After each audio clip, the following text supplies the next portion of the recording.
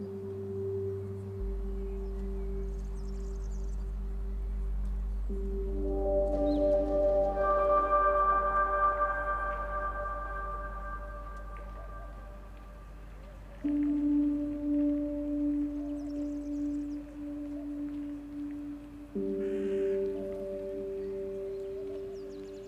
are times of uncertainty. المستقبل كتير مغبش، مشاعر حزن ومشاعر خوف. These are times of absolute chaos. نحتاج إنه كل بني آدم يطلع على أخوه كبني آدم. מה שצריך זה עדינות, מה שצריך עכשיו זה מרחבים שמאפשרים לשהות ביחד. To be active in the making of hope.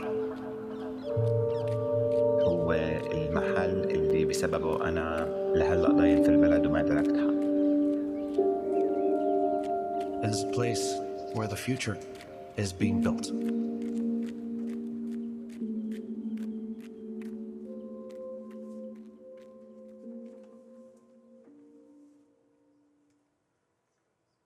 Good evening and welcome to the session, The Opposite of War is Creation, Israeli-Palestinian Artistic Partnership.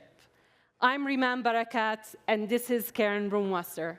Together we co-direct Feel Beit, an Israeli and Palestinian cultural center on Jerusalem's east-west border.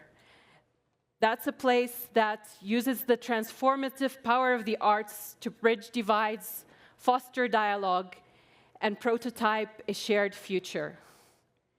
Today, we're going to tell you the story of our team and our community of Israelis and Palestinians that have not only held together, but have grown stronger over the last few years of war.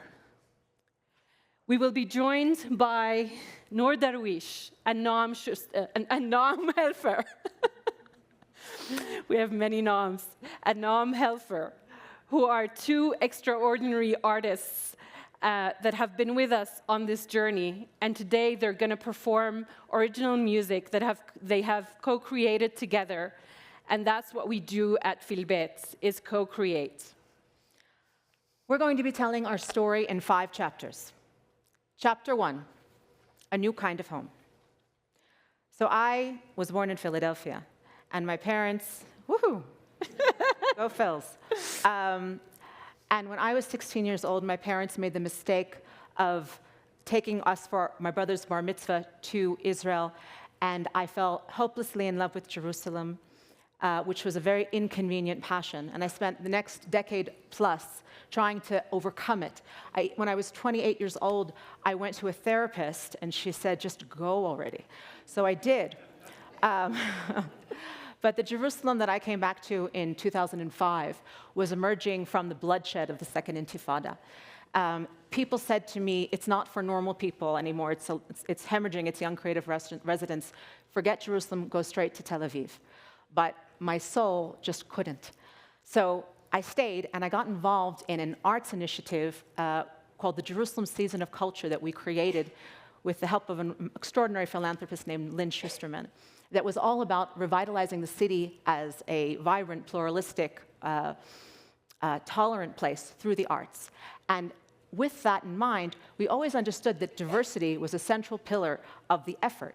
But the difference between aspiring to diversity in Jerusalem and anywhere, and actually realizing it in real life, there's a very, very steep learning curve. If you're a Jewish Israeli, you don't just waltz into East Jerusalem to the cultural organizations and say, let's create art.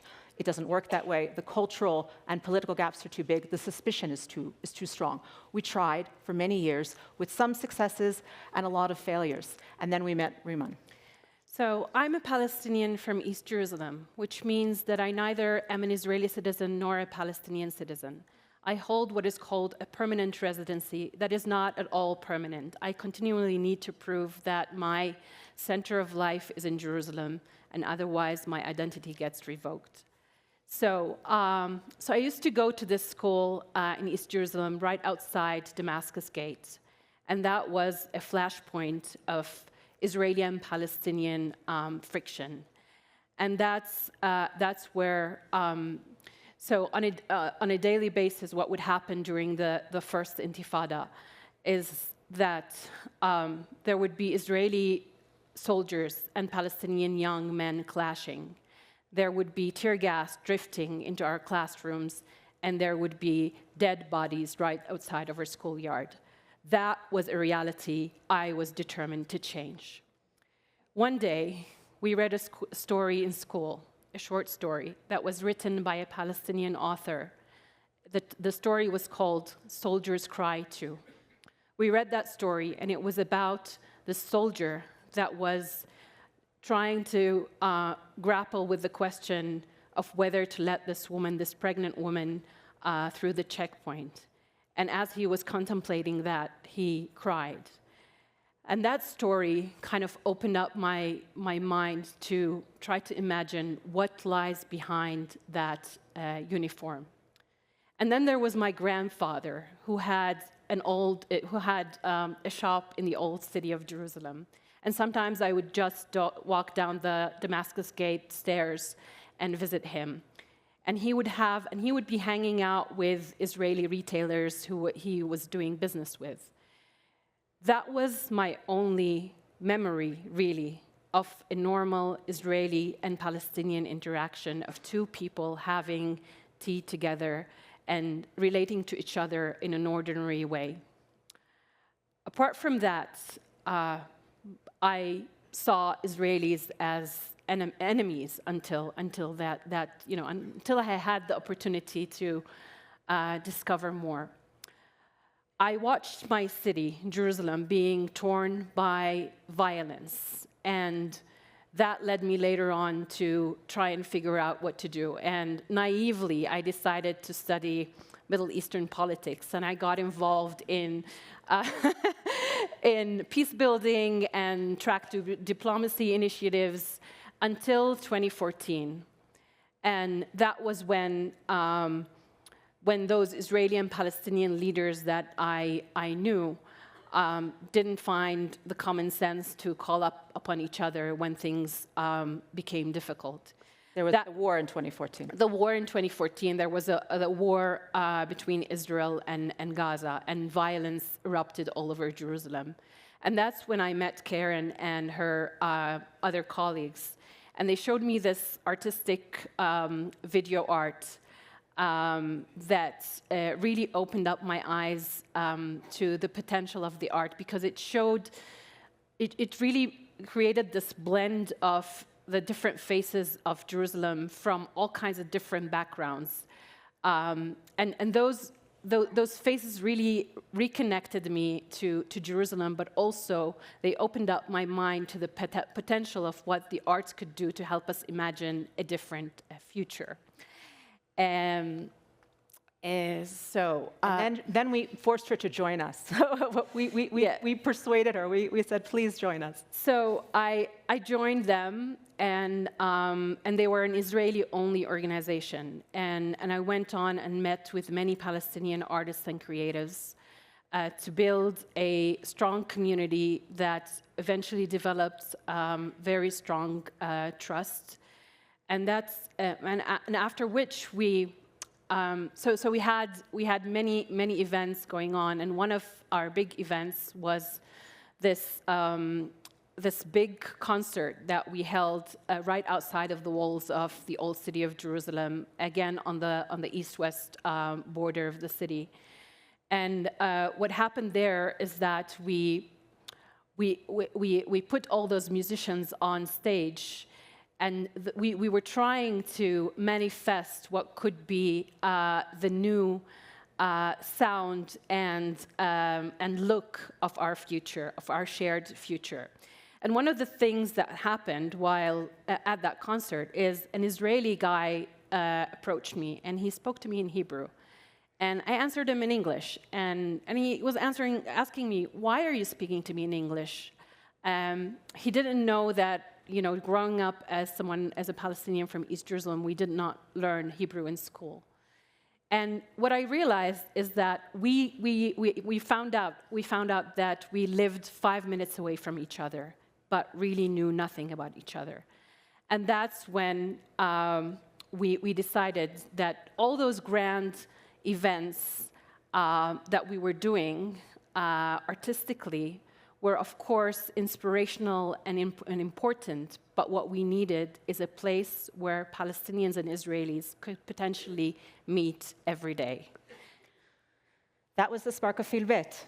Not long afterwards, one of our producers was taking his morning jog, and he happened upon a beautiful 7,000 square foot building that was in complete disrepair and abandoned, but sat atop a beautiful hill overlooking the east and a panoramic view all the way into the hills of Jordan.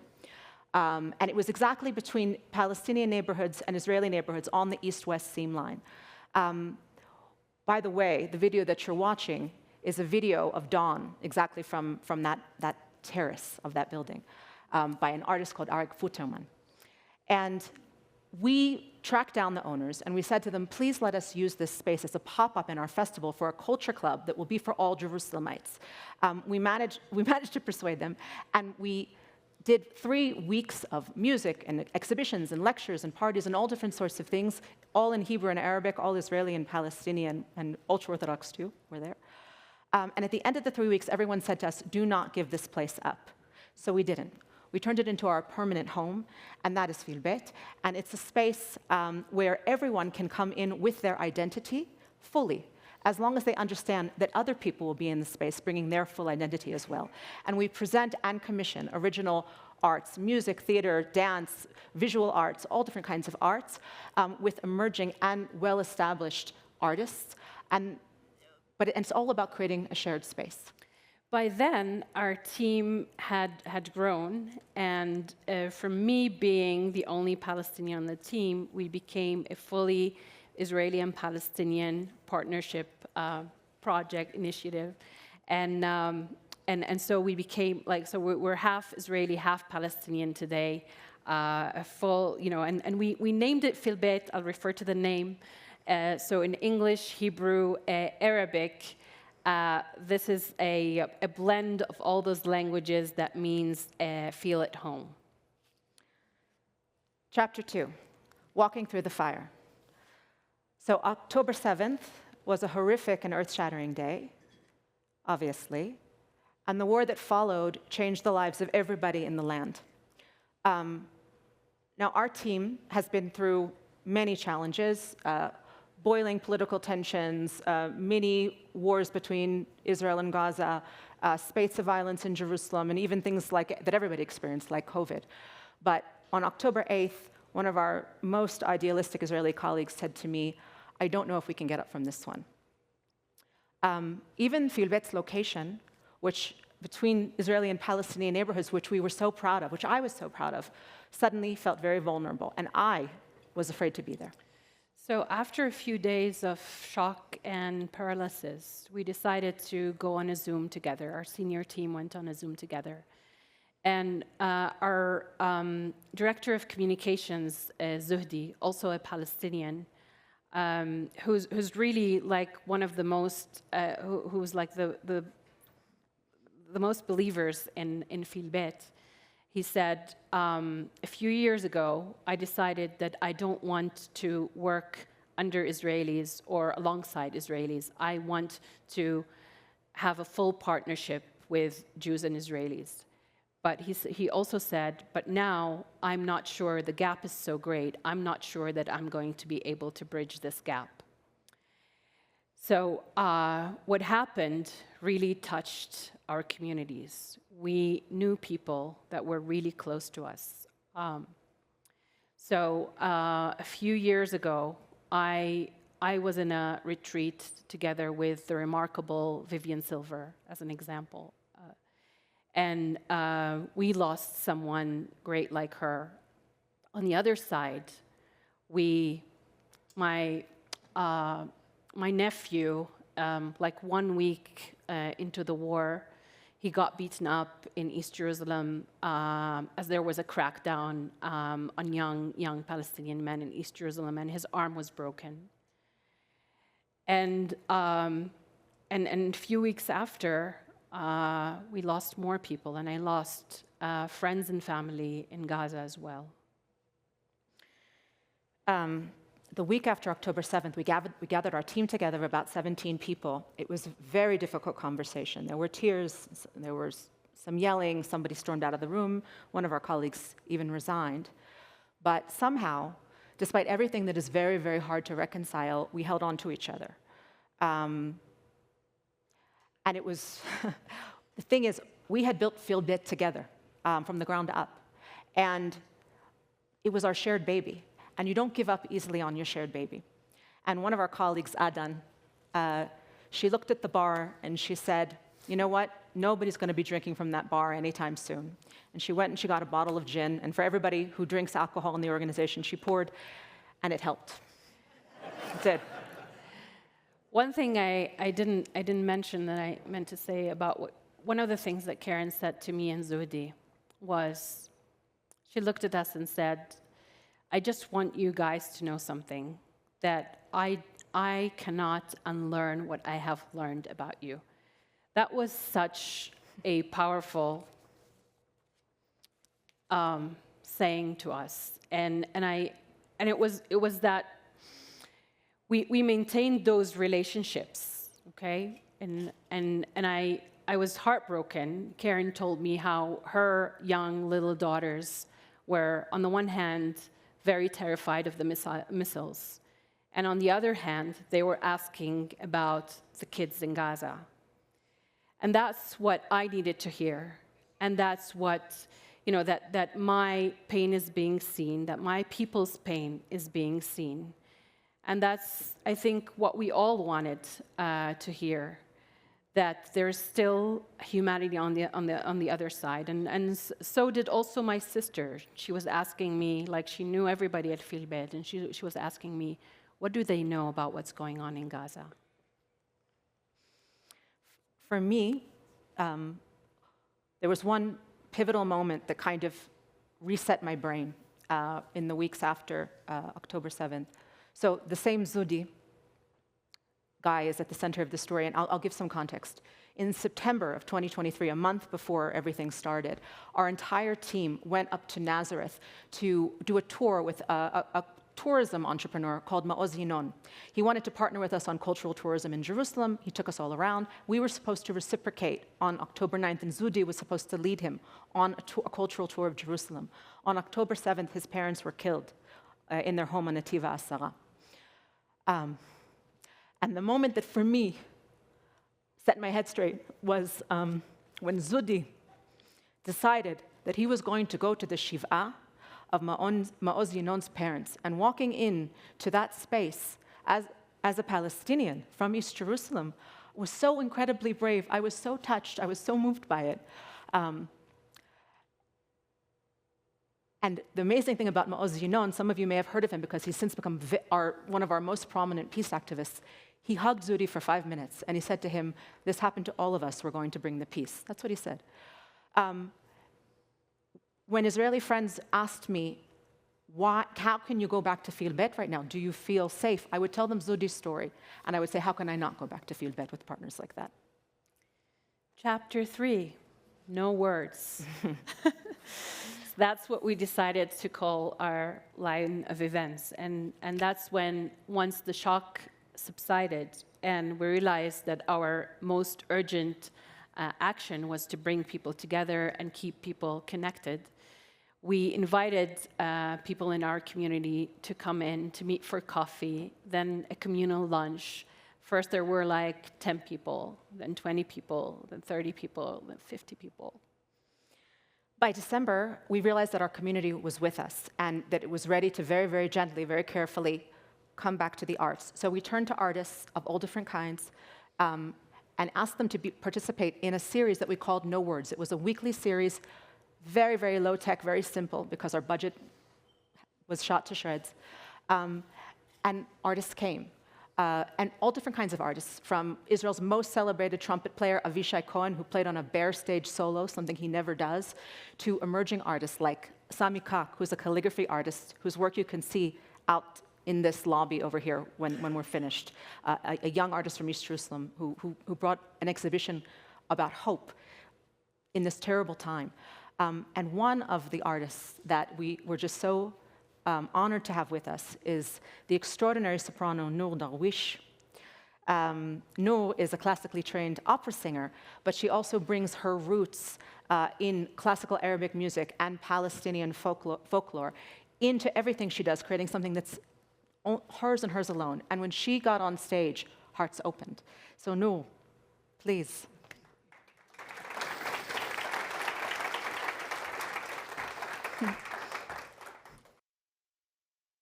If I just could close my eyes, let the dream take my hands, lead me to different skies where we all are safe, where we all forget pain and sorrow.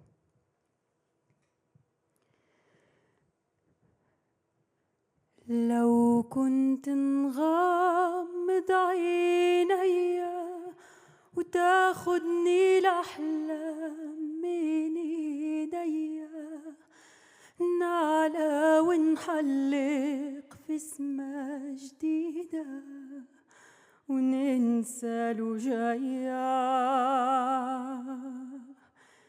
لو كنت نسافر في خيالي نزرع ونبني قصور وليالي يكبر فيها الحب وامالي وننسى الآلام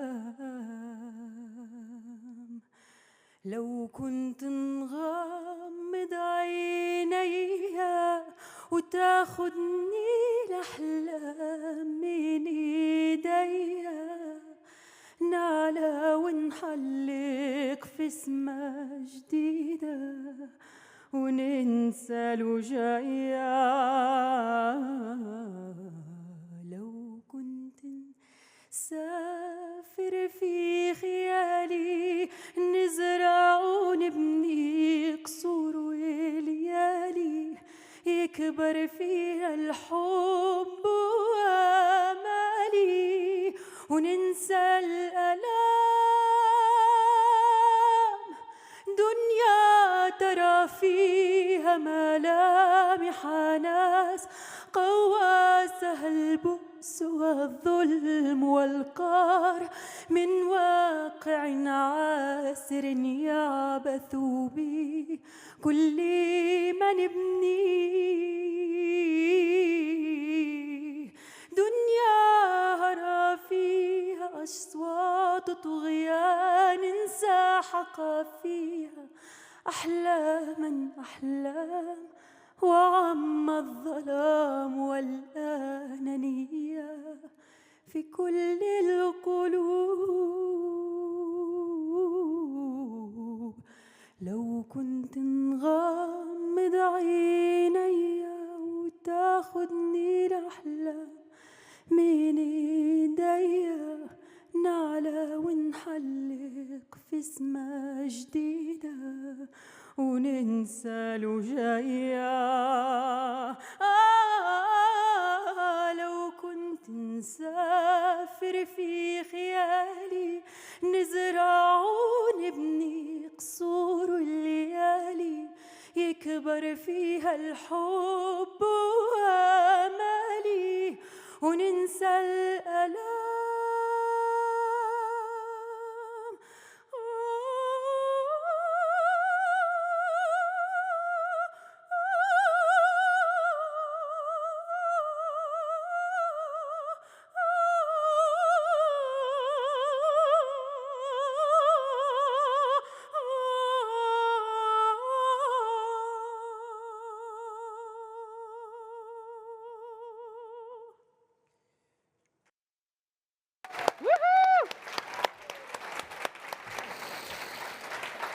Another artist who chose to be with us during this period is almost impossible to describe in just a few words. So Noam Helfer is an electronic musician, a vocalist, composer, sound artist, an experienced designer whose work defies all categories. You know, us humans, We have superpowers. And one of them is belief. And it can really make magic happen. To believe can be done together, and it even makes it stronger. Since the dawn of times, people gathered in prayer houses to believe together, to believe in God together. People gather in an Aspen Ideas Festival to believe in humanity, in ability, in magic. I go to Feel Beit to believe in peace. This concept in Israel-Palestine really sometimes feels so out of reach. But when we arrive to Feel Beit, it is just there, because there is place for everyone. I made you a sound collage which combines Jewish prayers with Arabic prayers, with some words from the Quran, and yeah.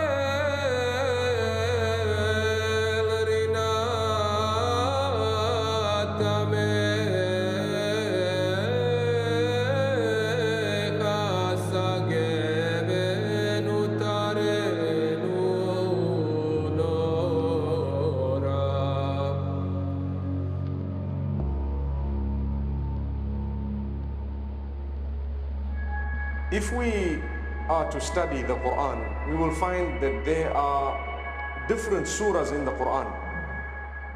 And all these surahs have so much in them in terms of meaning, rich in meaning. And it is our duty to try our best to understand the Quran. And it is our duty to try our best to put whatever we've learned into practice and to convey it to others. So one is the recitation, two is the understanding, three is the putting into practice, and four is the conveying to others. Another, maybe a little bit of a fun story about Joseph. There were women cutting the meat. He enters the cave, and because of his beauty, they all cut their fingers because they were so mesmerized by his beauty. I don't know, like, you find it interesting, but I don't know, I thought it's like a story that fascinated me from the Quran.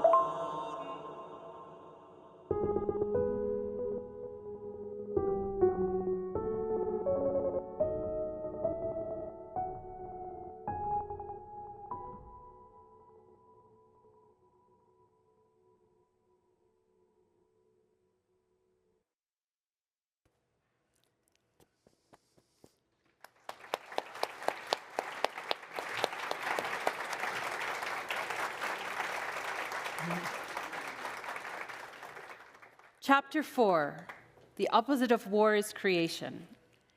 And so when we first started No Words, we only invited people we knew, people from our community. And then slowly we started to advertise on Facebook and Instagram and all sorts of social media. And so more and more people came. And so from opening 1 day a week with artistic programming, we opened 2 days a week and then 3 days a week. And more people were coming from our community, and more artists wanted to do something at Feel Beit. And the crazy thing is that they came no matter what. And in a war, every day is horrible, but some days are particularly so. And some days they're particularly horrible for one side or another side. And yet, people came, and we would hear something often, some version of, I wasn't sure if I should come tonight given what happened today, but I'm so glad that I did. And Riman and I ask ourselves sometimes, why is that? And we don't really know. We don't really know. I think we have a hunch that when you are in a state of loss and a state of despair, for some people, it's unbearable to also, the prospect of also losing humanity is just unbearable. You can't lose that as well. And so they cling to it for dear life. And perhaps it also has to do with people wanting to see a different kind of future together. So increasingly, artists were coming to us and saying, we don't want to just come and perform. We want to create together as Israelis and Palestinians. We want to create a future artistic language together. And in a way, so we've been doing this, embarking on a culture of Israeli and Palestinian partnership. And a beautiful example of this partnership and co-creation is where Noor and Noam has gotten to. And we would very much love to welcome them back on stage to show us some of what they've co-created together.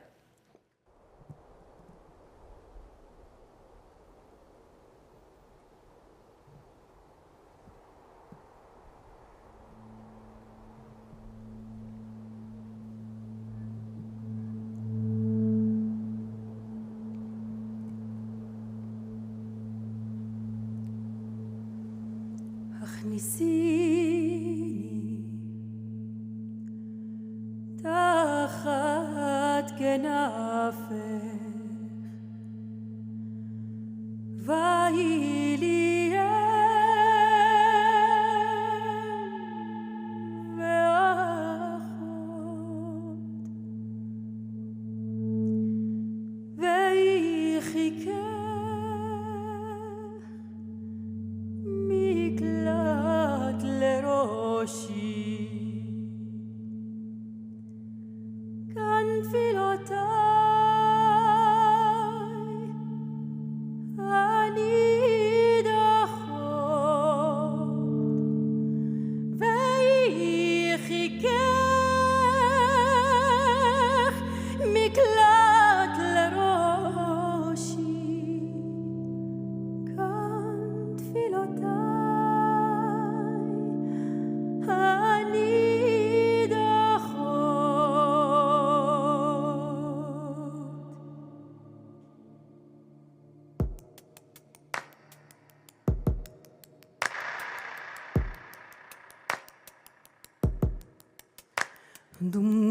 ضميني تحت جناحيك وكوني لروحي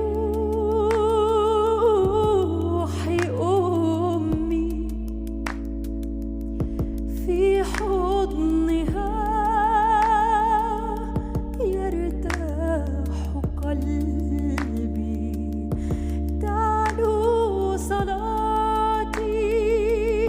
في المدى في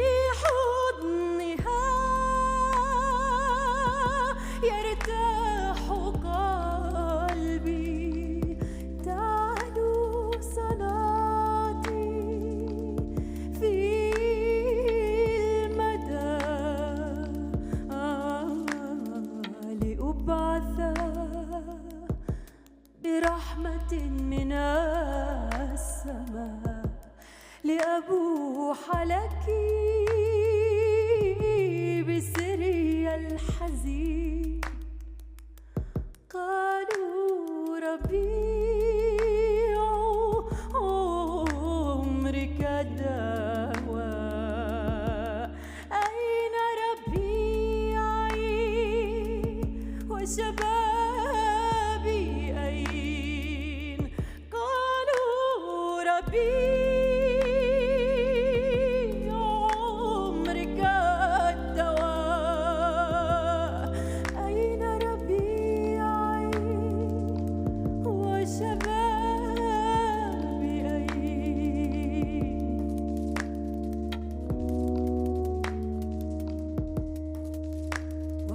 قلبي سر آخر دفين يحرقني بنار الحنين. قالوا في الحب بهجة للسنين، أين الحب من قلبي أين؟ لا لا لا لا لا لا لا لا لا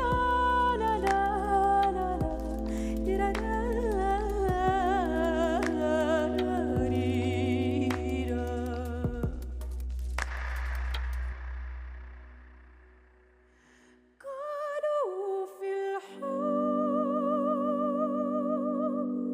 بهجة السنين، أين الحب من قلبي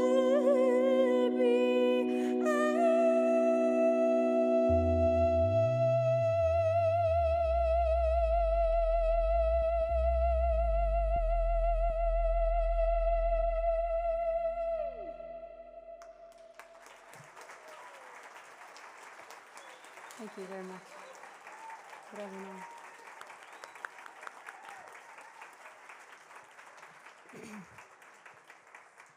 Want to say something about it? Okay, the song you heard was by Chaim Nachman Bialik, which is one of Israel's most famous poets. And it's my translation into Arabic. My interpretation also to the text. The next song will be a Palestinian folk song that women used to sing to their loved ones imprisoned during the British Mandate. It's called Ya Tali'in al-Jabal. Those are climbing the mountain. And it's not a regular song. It's a coded message. Women used to add the sound, the L sound, the letter L, to certain words in order to for that the British guards not understand the text the message they are sending to their loved ones, to their family members in the prison. So yeah, the message is a message of love, of resilience, of support. Enjoy it.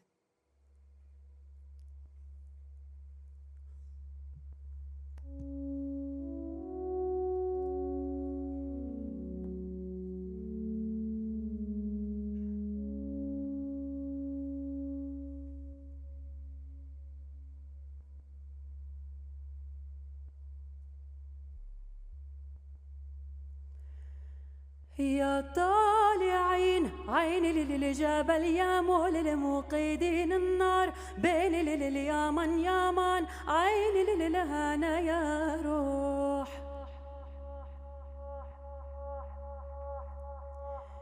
ما بدي منك لكم خلعة ولا لا لا لا بدي ملبوس بين اليمن يمن عيني للهنا يا روح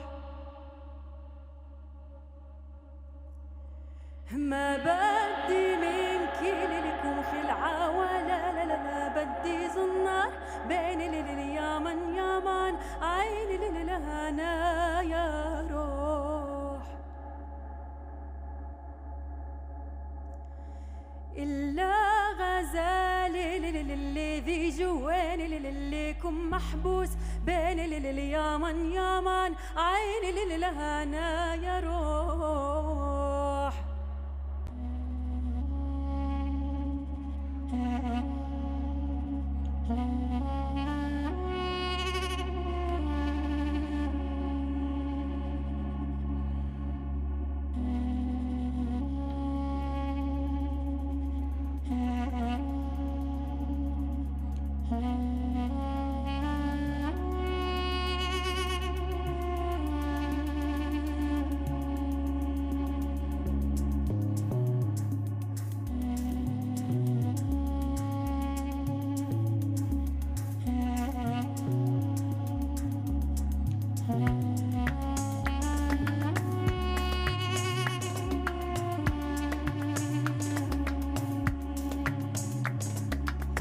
طالعين عيني للجبل يا مول الموقدين النار بين اليمن يمن عيني للهنا يا روح ما بدي منك لكم خلعة ولا لا بدي ملبوس بين اليمن يمن عيني للهنا يا روح وما بدي منك لكم خلعة ولا لا بدي زنار بين اليمن يمن عيني للهنا يا روح وما بدي منك لكم خلعة ولا لا بدي ملبوس إلا غزالي الذي جواني لليكم محبوس بين اليمن يمن عيني للهنا يا روح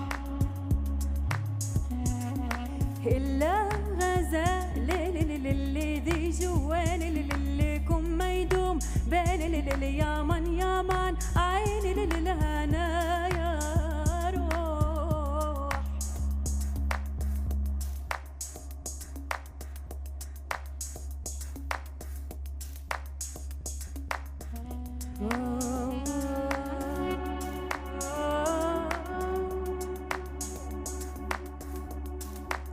يا طالعين الجبل يا طالعين الجبل يا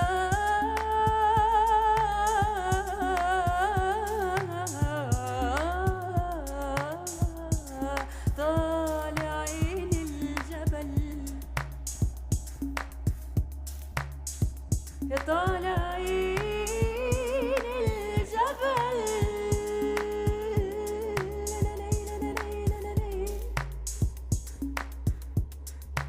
طالعين الجبل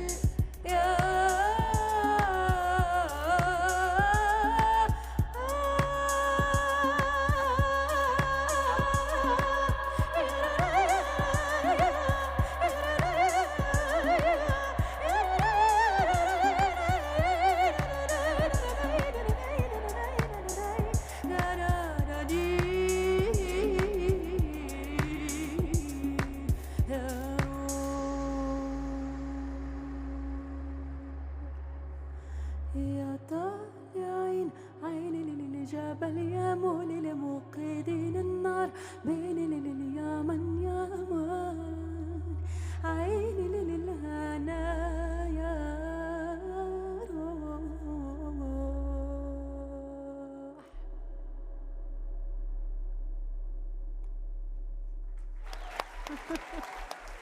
And now we know because of all that's gone in the last 3 years, Feel Beit has actually gotten significantly stronger than it was before, and it's wild. And we've had now tens of thousands of Israelis and Palestinians in our space, and hundreds of artists from both sides.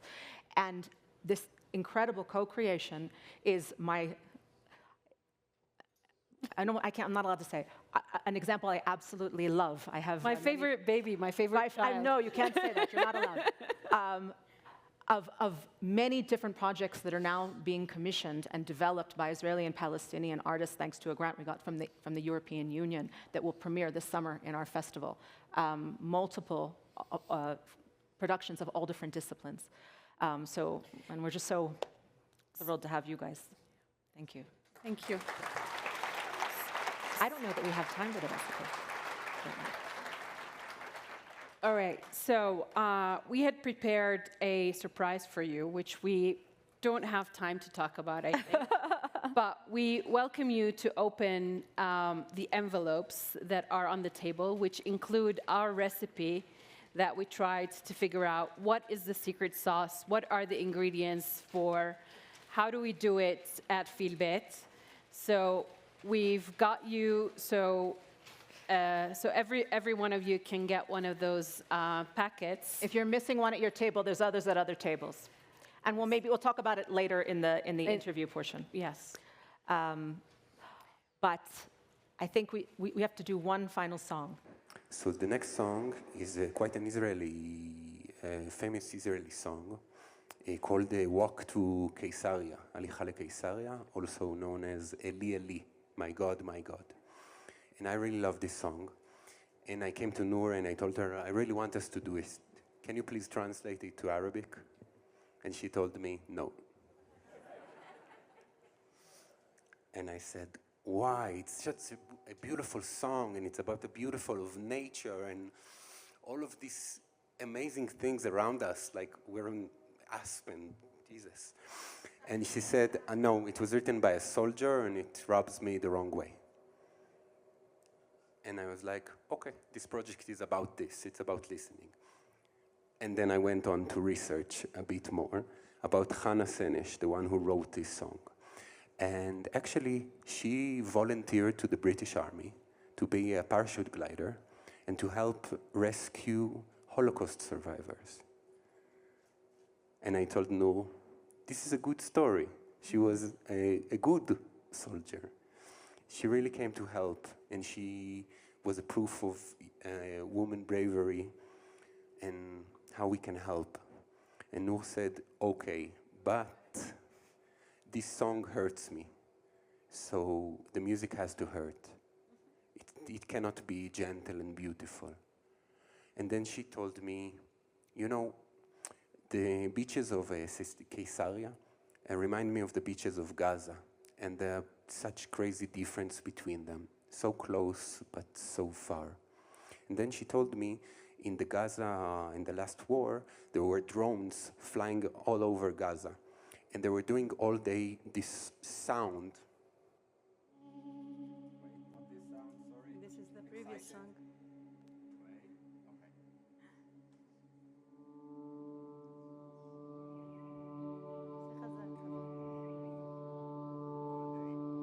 All day long, it never stops. And this sound just keeps on going on Gaza all day. And then she showed me a video of a Palestinian music teacher who took this sound and took his students and said, we're going to use this as a sound drone and we're going to sing on it. And then we understood what we have to do.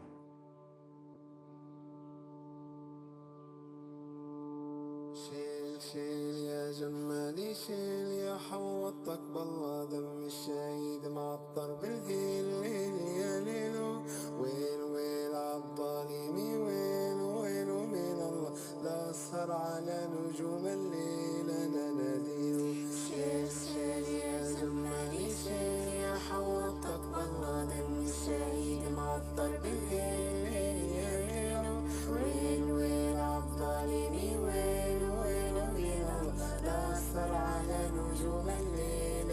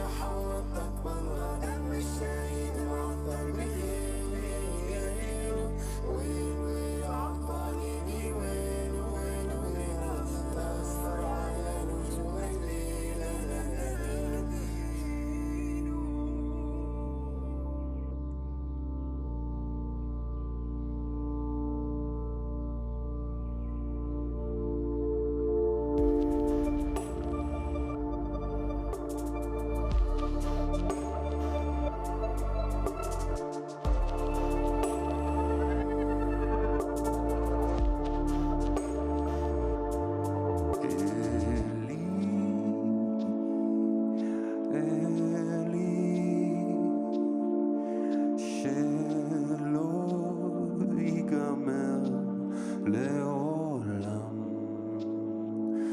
החול והים,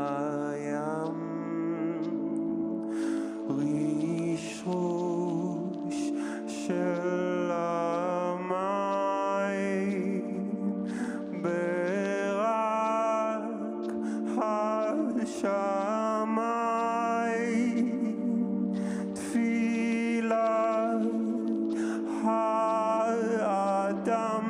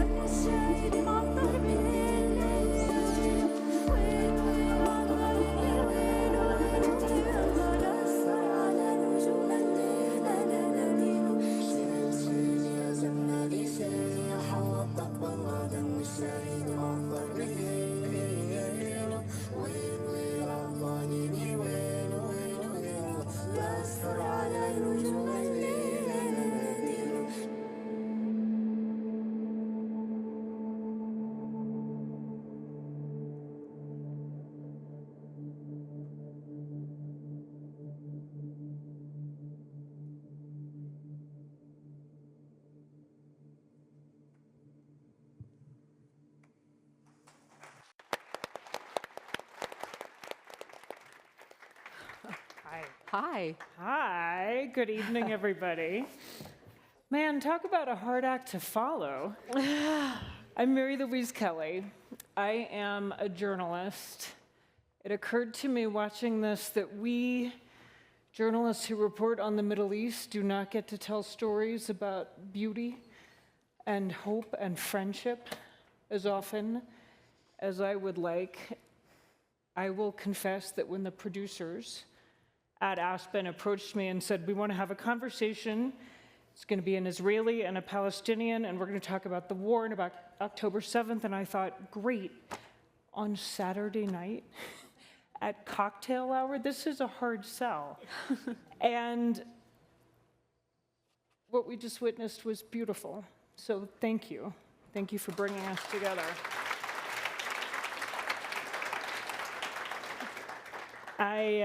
Being a reporter, I was reporting on y'all, and one of the people I asked, I called my colleague and friend, Daniel Estrin, who covers Israel for NPR. I pinged him on WhatsApp and said, have you heard of this group, this place, Feel Beit? And didn't say I was going to interview you, didn't say we would all be spending this evening together, just said, have you heard of this place? And his answer came back immediately, and I'm quoting, Daniel wrote me, I'm a huge fan. They, Karen and Riman, have created the only space in Jerusalem where Palestinians and Israelis hanging out socially in the same place is just the norm. So congratulations, that's amazing. And he's a great guy. My question is how? And we all got to hear how you two thought about it in the days before October 7th and then how it changed after October 7th. You talked a little bit about the staff coming together and that the shot of Jen helped, which is a lesson to us all. I was in Jerusalem right after October 7th reporting, and it was hard to get people to come talk to you over a cup of coffee. It was hard to get people out of their houses at all. So my first question for each of you is, it's one thing for you to say, we're not letting our baby die. We're going to keep showing up. It's one thing to have artists who are committed to the project and the work. How do you get the audience? How do you get just ordinary Israelis and Palestinians living through hell to show up and think, this is a space I want to be in?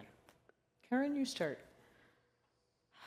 I think that war is much more idiosyncratic than people realize if they haven't lived through war.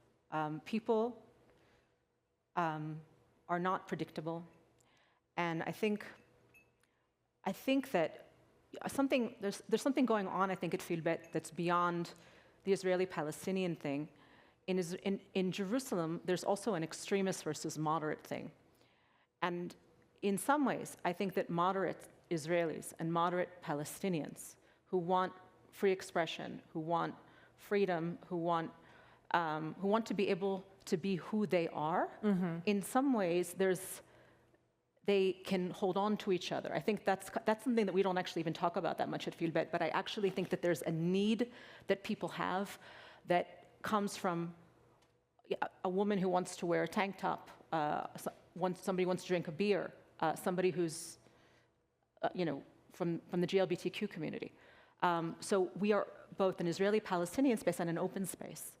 That's one thing. Is that just when you say people are more idiosyncratic than we think that? You mean in the sense of we just want to live a normal life? There has to be I mean, space for the that? same person can want to live a normal life at 11 o'clock and at 11:02 feel very ideological, and at 11:05 have something very practical that they actually have to make happen in their real life. Yeah. And I think that there are also people that will come at one point and then they won't come for a while. In other words, I think the other thing is that Jerusalem. It's a real place. Yes. It's an actual real place, 40% Palestinian, 60% Israeli, and we are very intertwined with each other. We are. You can't really extract us, and you can't go to the pharmacy or the supermarket or get on the train without encountering one another. And so the meta meets the micro, and that's where it gets all wild and idiosyncratic. And I think that a lot of people know enough about the other side that they realize that they're able to distinguish and say, okay, this person on the other side might be trying to hurt me, but this person is actually amazing. And people have a much more powerful ability to do that than I think the perception is. For the content, how much of it, whether it's the music, the dance, theater, painting, how much is centered on the war, the fight, the daily life, the politics. And how much do you hear people coming in and saying, I'm so tired. Can we do a romantic comedy about, I don't know, aliens or I don't know, something that's just completely away from what we have to live through every other hour of the day? I wanted to add actually to what Karen said and answer to your question that Palestinians and Israelis in Jerusalem and wherever, when they come to Feel Beit, they want to lose their guard. They don't want to be Palestinian, they don't want to be Israelis, they just want to be human beings. And that's the beauty of Feel Beit. I know as a Palestinian that oftentimes I need to carry that burden of like always talking about my identity and why all that I have suffered. And that's sometimes a lot to bear. And the same for Israelis, whether they've been to war or they've been fighting, and you come to Feel Beit and you allow yourself to meet Israelis and Palestinians as they are without any demands, without demanding them to talk about anything. The talking happens, it all eventually happens, but that art, you know, we have all kinds of art. So the music is oftentimes very much a low barrier entry point. Sure. And so it lets people connect to what they know, but also challenges them sometimes to learn about the cultures that they don't know. But sometimes we have developed this trust with our audience that sometimes we put up something that is a bit challenging for us, and they do trust us. And afterwards, you see the community talking about it and discussing it, and that's a safe space that we're offering. Yeah. And we don't tell, you know, any Palestinian not to be Palestinian or any Israeli not to be Israeli, and that's the important thing. Okay, so go to, because I'm trying just to envision, we've been watching the beautiful sunrise and the view that you get to look at. Take me inside the space, just paint a picture of, when we walk in the door of Feel Beit, what do we see? First of all, the facade is all windows. Yeah. It's a beautiful modern building. Right. It has a sort of multi-purpose performance space on one side. It has a visual arts gallery on the other side. It has a space in the back that will be a wellness space, Israeli-Palestinian multilingual wellness space. And it's very modular. We do all kinds of crazy stuff with it all the time. It's very, very beautiful, and that's important. And I think that people need beauty right now. They need to feel that there's a place that they can breathe. And I think, I'll just also mention with the art, I think we are very sensitive to try and allow artists and audiences to emotionally be where they need to be. So we're very sensitive. You know, there are times when we were saying, okay, we have to keep the music, like the playlist, the DJ, calm. It can't be too happy. It can't be too celebratory. And then somebody says, no, but people need a release. They want to dance. They don't want to. And then somebody says, but I'm angry. You know, there's and also sometimes because the artists that we work with are local artists, they are very tuned in to what's going on. So, for example, we have crazy days sometimes. We had a day where bodies of 6 Israeli hostages were returned, and one of them was the Israeli-American Hirsch Goldberg-Polin, who is a Jerusalemite, and we know a ton of his friends and also some of his family. And his aunt and uncle, who were very prominent in trying to bring him home, live exactly across the street from Feel Beit, and their balcony overlooks ours. And there was this crazy night where we had, and this is the other thing about Feel Beit, because every day there's a reason to close, there's some sort of tragic thing that makes you say, okay, we need to close. You can't close. And so he came back, and the Israelis were devastated. There were crazy protests, I mean, very intensified protests.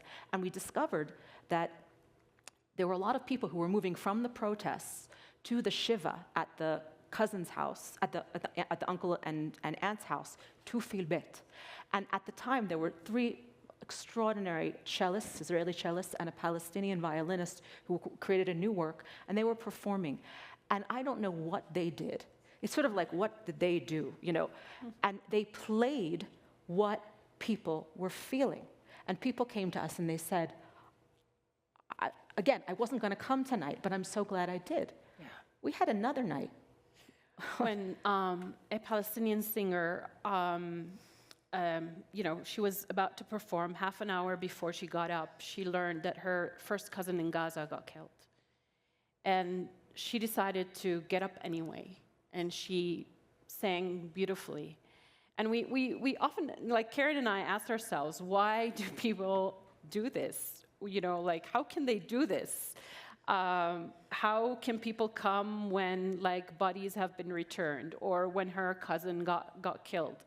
And we think that there is something about people wanting to choose a different kind of life, cling on to hope, imagine a different kind of future. And there isn't another option. I don't think that there is another alternative. Right. Because it's so hard. Not only is there not another art space like this, but just to gather anywhere right now is so challenging. It's so nuts. We have also there's just some nights that are crazy weird. One day we're all hanging out on the terrace and suddenly we just see a rocket, fly through. Oh, look, rocket, And we all just went through a 40-day Iran war. I slept for 40 nights in a shelter with my kids, with 30 other people. My kids love that, by the way. That's a weird thing about war, okay? My kids, cluster bombs falling. I mean, the building shakes. You hear it. But my kids have been going through this for so long now. Do you have boys? I have girls. The boys also liked it. There were boys in there with us. And the kids, they liked the sleepover. Yeah. They were scared of the bombs, but they liked the no school and the sleepover. This is a crazy thing, but this is reality, right? This is actually as the cluster bombs. And that happens in Feel Beit. So we gathered our friends in the middle of Iran, and we're all kind of looking at each other, especially this last round, like, what is going on? Like, what? And it's Palestinians and Israelis sometimes looking at each other like, the world is nuts. You seem normal. Let's talk. And it's really that basic because we're all kind of laid bare. And the thing is, anyway, I could talk for a while, so I'll shut up. Have there been moments when artists have come to you with material and one or the other of you have said, it's just a little too edgy? Like, do we need to go all the way there?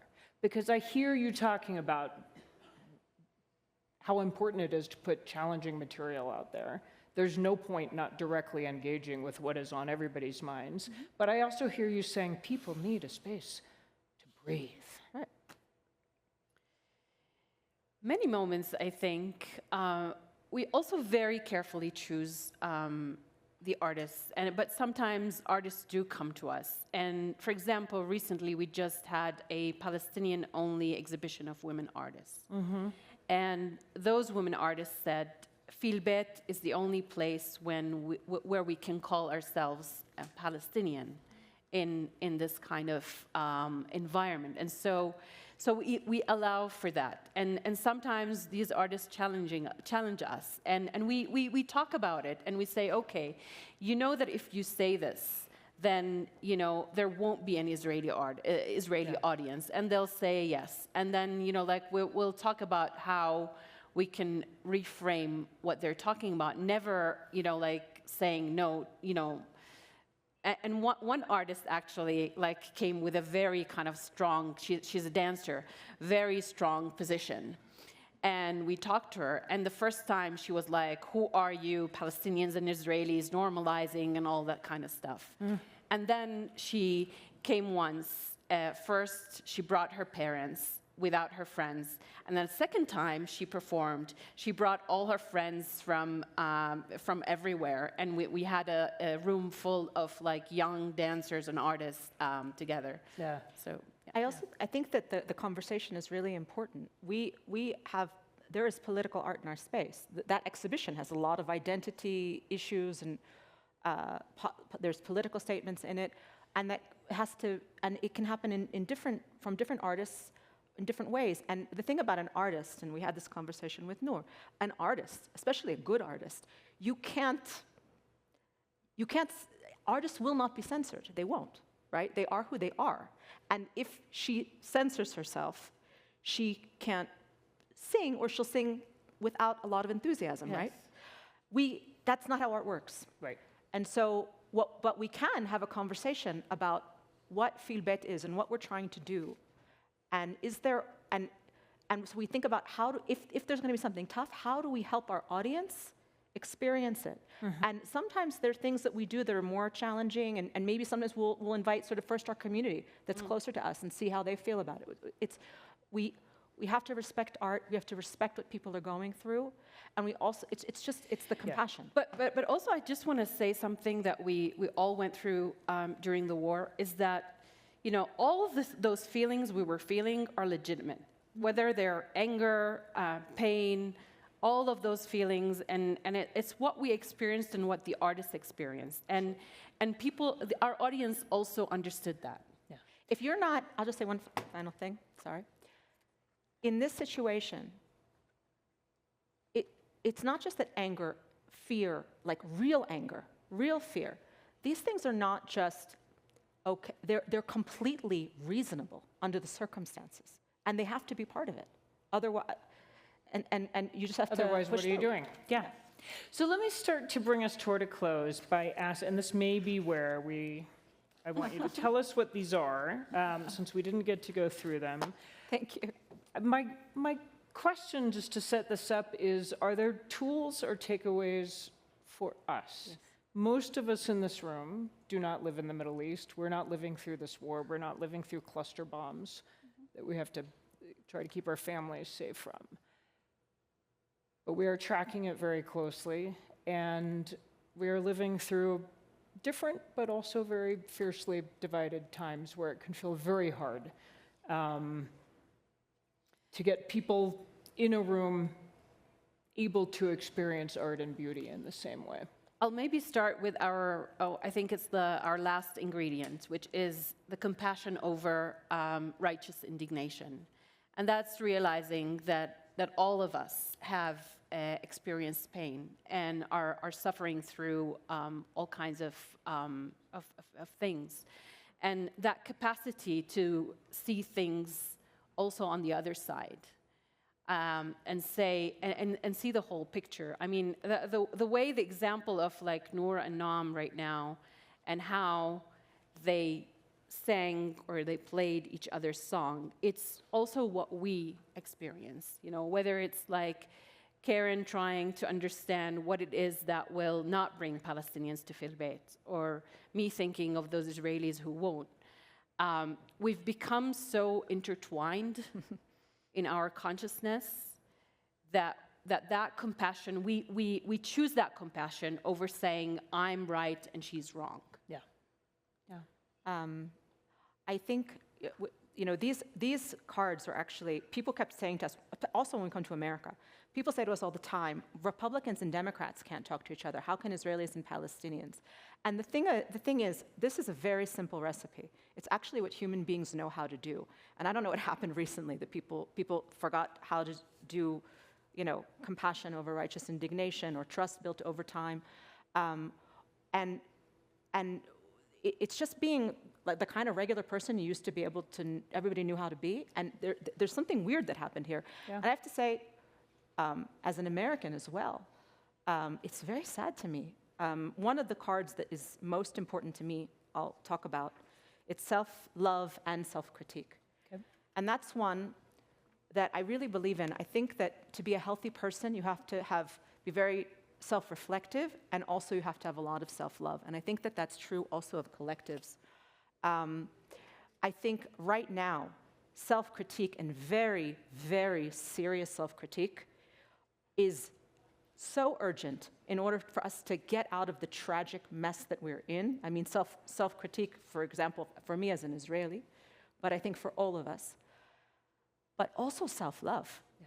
I am a Jew, and I am an Israeli, and I love myself, and I love my people. And Riman is a Palestinian Muslim who loves herself and loves her people. I would never want to partner with a Palestinian that doesn't love herself, because if we don't love ourselves, there is no way we're going to influence our people. We have to belong to them. We have to be a part of them. And I want to say something about this country. I was raised to love this country very much. And the first thing that I did when I left this country, when I decided to move, after the psychologist told me I could, I bought a trinket that said, "God bless America," and it hangs in my home. And it hangs in my home because when my Holocaust surviving grandfather escaped a death march and hid out behind some farm lady's house until he couldn't bear the hunger and went and asked her for food, she said, "It's okay, you can come out now." And she pointed to the American flag. And that was the end of the war for him. And though my grandfather believed in Israel, he moved here because he thought it was the greatest country in the world. And that's how I was raised. I love this country. I didn't leave because I don't love it.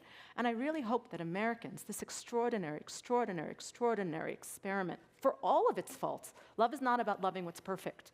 Love is about loving even when there's so much that's wrong. I really hope that Americans find that ability to have self-love and self-critique. I mean, it's bad. If things go bad in our area, it's really bad for us. But if things go bad here, I mean, anyway.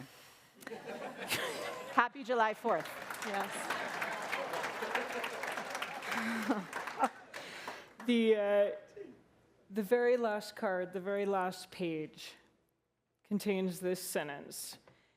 In these most challenging of times, Feel Beit stands as a living example of how the arts can sustain compassion and uphold common humanity. How lucky are we that we got to witness that tonight. To the artists, to Karen, to Riman, thank you.